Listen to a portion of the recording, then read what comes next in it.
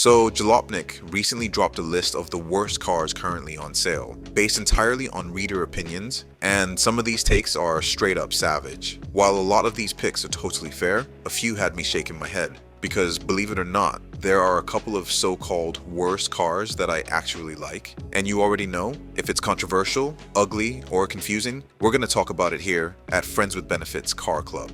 So, in today's episode, we're going through every car on that list. I'll give you the background, the reader complaints, and most importantly, my honest take. Some are going straight to the roast pit, others I'm ready to defend. Before we dive in, make sure you like, subscribe, comment, and share this video with your car crew. Let's grow the FWB fam and keep the conversation rolling. Alright, buckle up, it's about to get bumpy.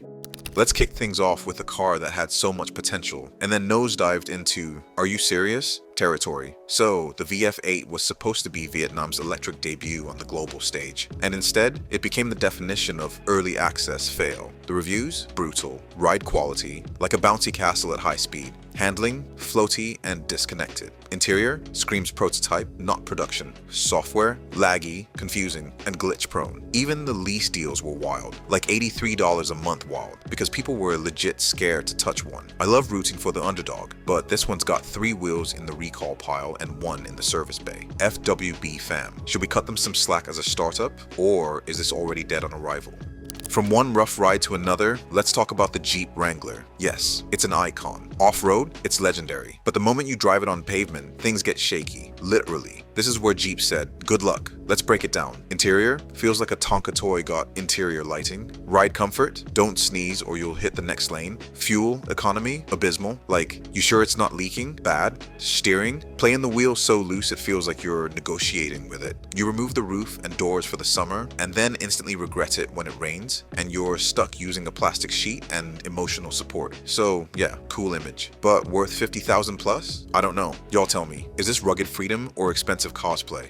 Okay, let's pivot to something smaller, like much smaller. The Fiat 500e. It's adorable. It's spunky. It's severely underpowered and overpriced. Cute car, big personality, but as an EV, the Fiat 500e struggles hard. We're talking 149 miles of range on a good day. A sticker price north of $34,000. Materials inside that feel like melted plastic utensils. Sure, it's got European flair, but unless you live in a city with charging stations every 3 feet, this is less of a daily driver and more of a driveway decoration. It's quirky, but that's not enough when the competition is doing more for less. What do you think? Charming urban runabout or overpriced glorified golf cart? Now, let's glide, or rather, swipe into the future with the EQS. Mercedes really said, let's remove every button and hope you figure it out. This is Mercedes' big electric flex. It's got the looks, the tech, and the price tag, but the vibe, a little off. What readers hated. Hyper screen that overwhelms. Cabin feels sterile, like a tech startup, not a luxury sedan. So many digital functions. You need a tutorial to find the AC. And let's not forget, this car starts around $105,000. You'd expect opulence and ease, but the EQS feels like it's trying to impress an Apple keynote audience instead of drivers. So, is this modern luxury or a screen-heavy misstep with no soul? Now, from cold and quiet to loud and artificial, the Charger Daytona made headlines with its fake engine noise. Yes, fake. Through speakers. This one hurts. Dodge made headlines for their Fretsonic chambered exhaust system, which is corporate speak for fake V8 noises pumped through speakers. Yes, they took away the gas engine and then pretended it was still there. The car itself looks mean. It's got presence, but you start it and it sounds like a boss fight from Halo. EV muscle should be cool on its own merits, not pretending to be something it's not. I love Dodge's energy, but this feels like they're yelling into a void. FWB fam. Brave new muscle car or just cringe on wheels?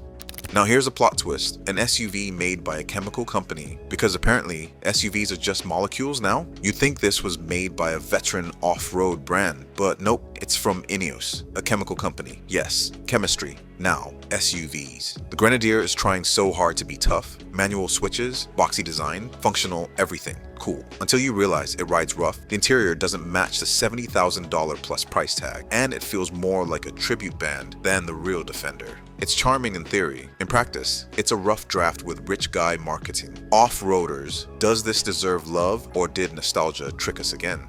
Staying in SUV land, let's go big, like really big. The Grand Wagoneer is Jeep's swing at full-size luxury. Think Escalade, think Navigator. Now add more screens, a trail-rated badge, and about 1.5 tons of who asked for this. But here's the catch. It's $90,000 to $115,000 when fully optioned. The fuel economy, LOL, like don't even look. The interior, it's trying, but it also feels busy, borrowed, and just not luxurious enough for the price. You got 45 inches of screens across the dash, and yet somehow the whole thing still feels like you're navigating a smart fridge that updated overnight. And I gotta say it, I think this SUV is just straight up ugly. Like, how did this pass design approval? Ugly. And hey, this is just my opinion, okay? Don't come for me. I get it. This thing wasn't built for me. It's for a very specific type of person, probably named Randy, who owns a boat and a Bluetooth earpiece. It's big, it's bold, but is it better? FWB fam, what do y'all think? Luxury contender or overpriced trail gear trying to crash the valet line?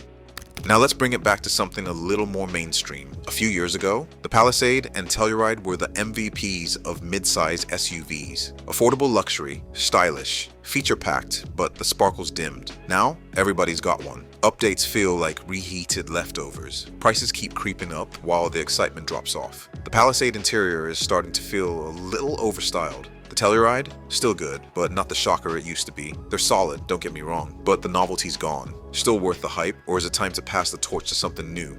This one hurts, mostly because it exists. Still, it's still on sale. Somehow. Same design, same tech, same meh. It's the definition of filler content. Rental car energy with a side of, wait, they still make that? GM clearly stopped investing in it, but they didn't bother pulling the plug. It just exists. Like a browser tab you forgot to close. Is this low-key reliability? Or should Chevy finally let the Malibu retire on a beach somewhere?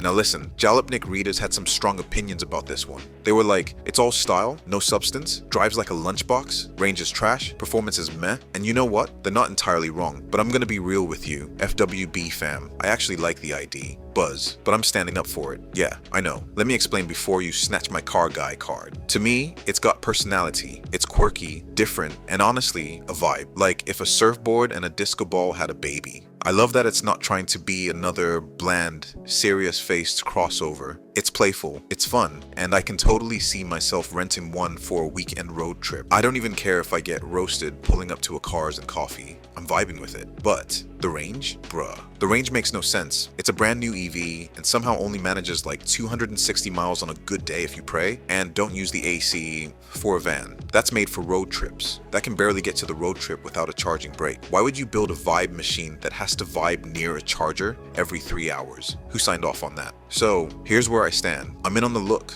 I love the spirit, but Volkswagen, please give this thing a battery from the 21st century. FWB fam. What about you? Am I off my rocker for liking the buzz, or are you secretly into it too? And if you've driven it, does the range ruin the whole experience? Let me know below. Don't leave me hanging like the buzz does at 30% charge. So, Jalopnik readers weren't too kind to the new Sequoia. We're talking, drives like a brick, feels like it's stuck in 2010, massive, outdated, and still somehow underwhelming. And yeah, I get it. It's not light on its feet. The handling's closer to cargo ship than crossover. And the tech? You'd think for something this big, it would have room for a better infotainment system. But here's my thing. I don't hate it. It's got presence. It looks tough. And when you're inside it, you feel like you're in command of something. Like a general, or at the very least, a high-ranking dad. Is it a little old school in its soul? Yeah, but I kind of respect that. It's unapologetically a truck-based SUV in a world where everything's trying to be soft and sleek and urban lifestyle focused. My only real beef? Toyota priced this thing like it comes with gold bullion in the glove box, and the ride quality doesn't exactly say luxury. It says you'll live. Still though, FWB fam, is it fair to say the Sequoia's just misunderstood? Or does the competition leave it in the prehistoric dust? Now this one, oof, the BMW XM caught fire in the Jalopnik comment section. Looks like a villain from a Pixar movie. Way too expensive for what it is. Why does it exist? And I'm not gonna lie, the first time I saw it, I thought it was a meme. Like BMW dared us to flinch. But here's where I'm gonna surprise you. I kind of like the idea of the XM. Hear me out. Is it ugly? Yes, like aggressively so. Is it overpriced? Of course, it's BMW doing BMW things. But It's also kind of impressive that they had the audacity to make a plug-in hybrid SUV with 644 horsepower that weighs more than a battleship and still hauls. It's excessive in a way that feels almost artistic. This is the type of car that makes zero sense, and for some reason, I want to drive it just to see what chaos feels like from the driver's seat. Would I buy one? Absolutely not. I'd rather get an M5 and a vacation home. But would I pull up to a car meet in a borrowed XM just to see how many people audibly groan? 100%. FWB gang, what about you? Is the XM a modern automotive troll, or are we missing the genius under all that angular aggression? So yeah, some of these cars 100% deserve the roasting. Others, I'm standing by them, flaws and all. The Volkswagen ID, Buzz, the Sequoia, the BMW XM, call me crazy, but I like what they're doing. Now I want to hear from you. Which car shocked you the most to see on the list? Which ones do you secretly love? And which ones would you personally light on fire? If no one was watching, drop your thoughts in the comments. We read everyone. And hey, while you're at it, share this video with your car group chats, your mechanic, or even that friend who still daily drives a Malibu and thinks it's fine. If you enjoyed this video, hit that like button. If you didn't, hit the dislike button. We can take it. I'll leave some previous episodes on screen for you to catch up on if you want more laughs, news, and hot takes. Seriously, thank you for watching all the way to the end. Whether you're here for the roasts, the rants, or just to hang out, you're officially part of the Friends with Benefits family. As always, thanks for joining us on this ride. Until next time, keep dreaming, keep driving, and remember, if the car you're driving doesn't make you feel like a superhero, you're driving the wrong one. Friends with Benefits, driving off.